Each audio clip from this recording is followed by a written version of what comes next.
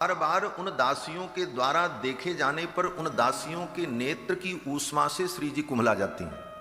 क्या चेटी भृषालोकित ही, चेटियों के द्वारा बार बार देखे जाने पर श्री जी कुम्हला जाती हैं। इतनी कोमल तो भगवती श्री जी है।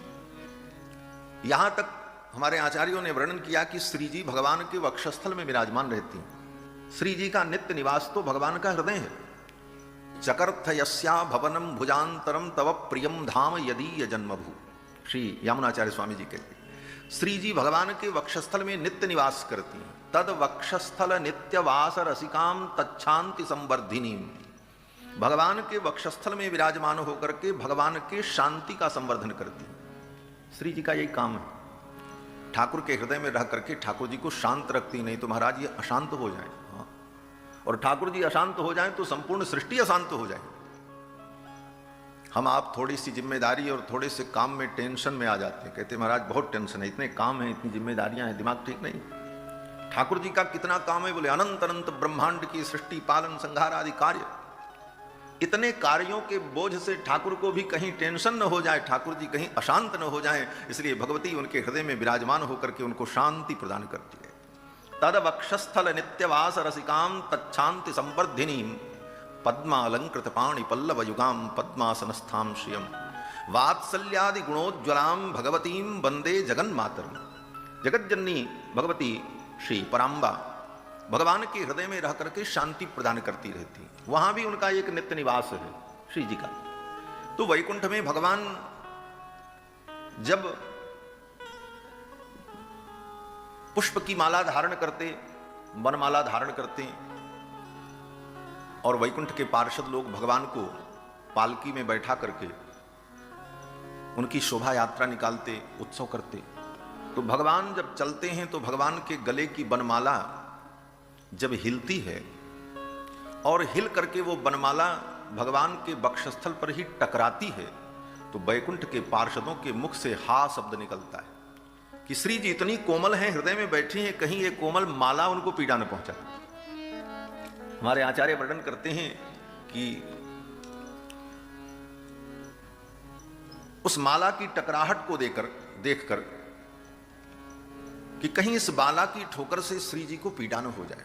दोड़ाते बनमालया हरिभुजम हा कष्ट इत्यास्पदम, दोड़ाते बनमालया हरिभुजम हा कष्ट इत्यास्पदम।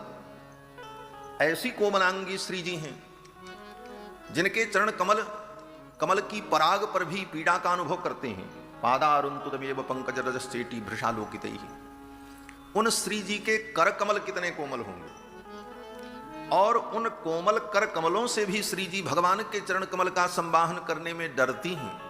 पाणिस्पर्शाक्षमाभ्याम, इतने सुकोमल चरण भगवान के, और उतने सुकोमल चरणों से ठाकुर चल करके आए, कथम पद्भ्याम इह प्राप्त, ये जनक जी का भाव है। बोले इतने कोमल भगवान हैं तो फिर ये सारी लीलाएं कैसे होती हैं? बोले तब वेदांत का आश्रय लेना पड़ता है। भगवान अत्यंत कोमल भी हैं और भगवान अत्यंत कठोर भी हैं। परस्पर ये दोनों विरुद्ध गुण हैं। विरुद्ध गुण एक साथ कभी नहीं रहते। हम आप अत्यंत कोमल हों तो हम कठोर नहीं हो सकते, कठोरता होगी तो कोमलता नहीं होगी।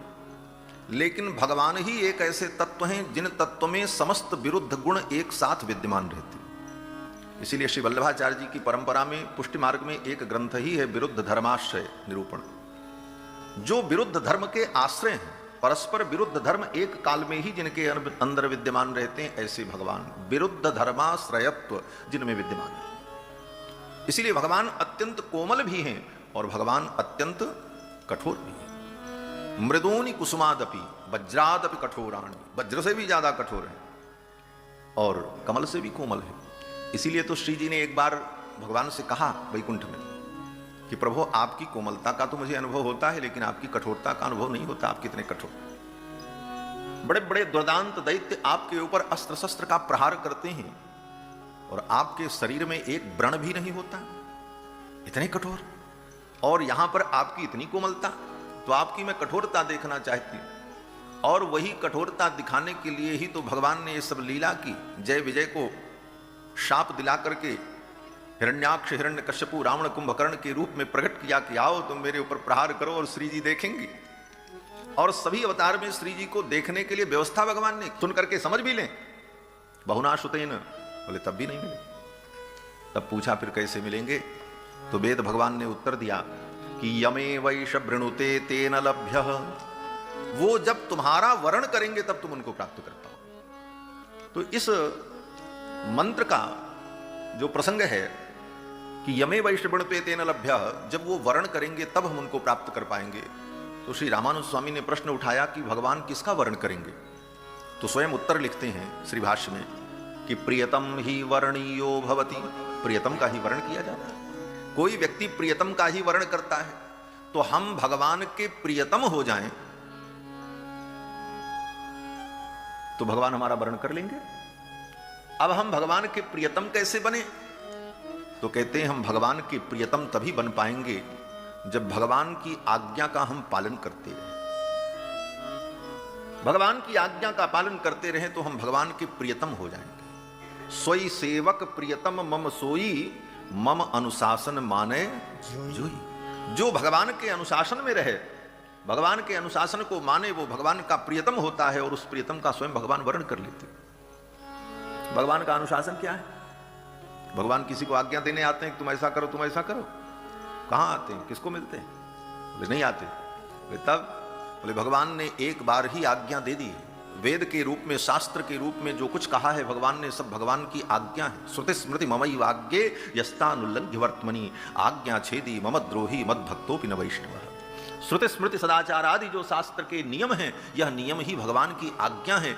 इन नियमों में रह करके इसका जब हम पूर्ण पालन करते हैं और भगवान का चिंतन करते रहते हैं तो हम भगवान के प्रियतम हो जाते हैं। ऐसे प्रियतम का स्वयं भगवान वर्ण कर लेते हैं। तो वर्ण तो भगवान को करना है, हमें तो केवल समर्पित होना है, ठाकुर के चरणों में समर्पण करना है। जानकी जी ने धनुष नहीं तोड़ा, धनुष भगवान ने तोड़ा।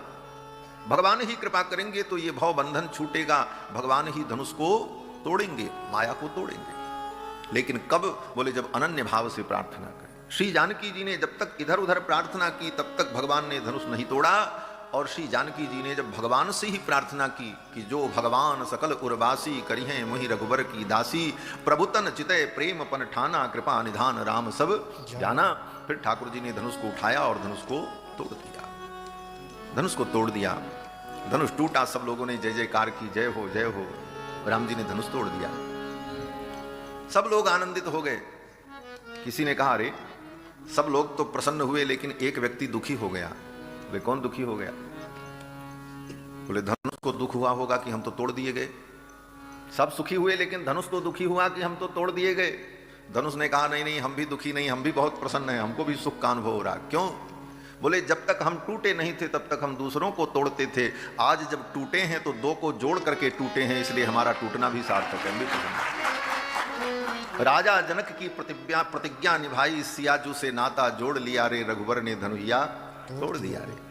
धनुष ने कहा हम भी प्रसन्न हैं कि आज तक हम दुनिया को तोड़ते थे लेकिन आज हमने अच्छा काम किया है, हमने जोड़ा है, इसलिए हमारा टूटना भी सार्थक है।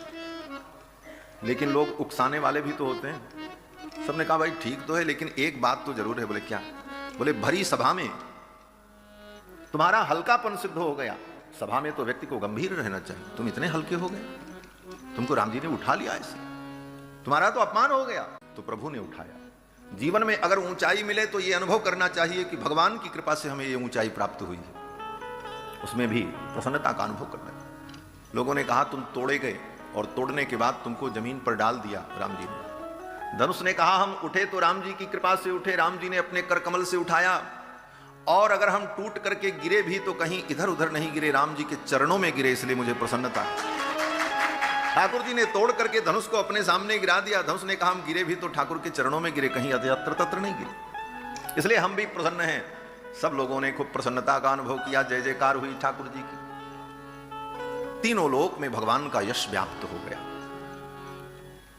ये धनुष भी ठाकुर जी ने किसके लिए तोड़ा? जानकी जी के लिए तोड़ा। हमारे श्री पराशर भट्टर स्वामी जी कहते हैं कि भगवान ये जितनी लीला करते हैं ना, सब श्री जी के लिए ही करते हैं। ये बड़े श्री जी के चाटुकार हैं, चापलूस हैं। श्री पराशर भट्टर स्वामी जी कहते हैं, चाटु चुंच मनोरथ। हे रघुनंदन, आप श्री जी के कितने बड़े चाटुकार हो, सारी लीला आप श्री जी के लिए करते। नाथो ममंथ बबंधतम, नाथो ममंथ बबंधतम, समुद्र का मंथन किया भगवान ने किसके लिए? श्री जी के लिए। समुद्र का मंथन अमृत के लिए थोड़ी हुआ। ये तो दुनिया के अज्ञानी लोग जानते हैं कि देवता दैत्यों ने मिलकर के समुद्र मंथन किया अमृत के लिए। ये सब योजना तो ठाकुर जी ने बनाई कि हमारी श्री जी प्रकट हो जो समुद्र में चली गई। हमारे आचार्य कहते हैं, नाथो ममंथ, समुद्र का मंथन किया, बबंध च, समुद्र के ऊपर पुल भी बांधा भगवान ने, तो किसके लिए? श्री जी के लिए। नाथो ममंथ बबंधतम हर धनु रसौ बल्ली भंजम, भगवान शंकर के धनुष को तोड़ा किसके लिए? श्री जी के लिए। नाथो ममंथ बबंधतम हर धन रसौ भंजम बल्ली बभंज च मैथिलीम अपि दशमुखीम लूत्वा, दशमुख रावण को क्यों मारा भगवान ने? श्री जी के लिए। रक्षक कबंधम अनर्तयत, कबंध को क्यों मारा? श्री जी के लिए। किमिव न तो पति कर्ता त्वच्चाटु चुंच मनोरथ, आचार्य कहते हैं, हे श्री जी, आपके पति आपके कितने बड़े चाटुकार हैं, आपकी कितनी साज समार करते हैं। और श्री जी कौन हैं? बोले हमारी श्री जी आचार्य हैं, इसलिए आचार्य के वैभव के लिए ही भगवान उनका इतना ख्याल रखते हैं। हमारे यहाँ तो आचार्यों ने इतना चिंतन किया कि श्री जी आचार्य हैं और आचार्य की महिमा क्या है। लेकिन कभी भी आप किसी संप्रदाय के आचार्य को देखो तो आचार्य सिंहासन पर बैठते, उनके अगल बगल दो छड़ीदार खड़े होते, दो लोग चंवर डुलाते हैं, कुछ सेवक मसाल लेकर के, दीपक लेकर के खड़े रहते हैं उनके स्वागत में। ये आचार्य का वैभव है। तो श्री जी आचार्य हैं तो भगवान इनके वैभव का कैसे संवर्धन करते हैं? हमारे आचार्य कहते हैं कि श्री जी के लिए भगवान अपने हृदय को ही सिंहासन बना देते हैं। बोले इस दिव्य सिंहासन में आप बैठो, तदवक्षस्थल नित्यवास रसिका। अब चंवर कौन डुलावे? श्री जी के बगल में तो स्वयं भगवान एक हाथ में कमल लिए रहते हैं, चतुर्भुज है ना, शंख चक्र गदा पद्म। तो कमल क्या है? बोले कमल मानो श्री जी के लिए चंवर का काम करता है। छड़ी की जरूरत है? बोले एक हाथ में ठाकुर गदा लिए रहते हैं, वही मानो छड़ी है। आचार्य जब चलते हैं तो उनके स्वागत में मशाल जलती है, तो मशाल क्या है? बोले जाज्वल्य मानो सुदर्शन चक्र ही श्री जी के वैभव में भगवान अपने हाथ में धारण करते हैं। आचार्य जब चलते हैं तो काहली बजती है, तो उसे बजाने के लिए मानो भगवान पांचजन्य शंख को धारण करते हैं। शंख चक्र गदा पद्म यह सब श्री जी का ही वैभव है। अर्थात श्री जी के वैभव के लिए ही भगवान चतुर्भुज रूप में इन सारे आयुधों को धारण करके भगवान श्री जी की महिमा को प्रकट करते हैं। तो श्री जी की अपूर्व महिमा है। भगवती श्री ने, श्री जानकी जी ने भगवान के गले में बरमाला डाली,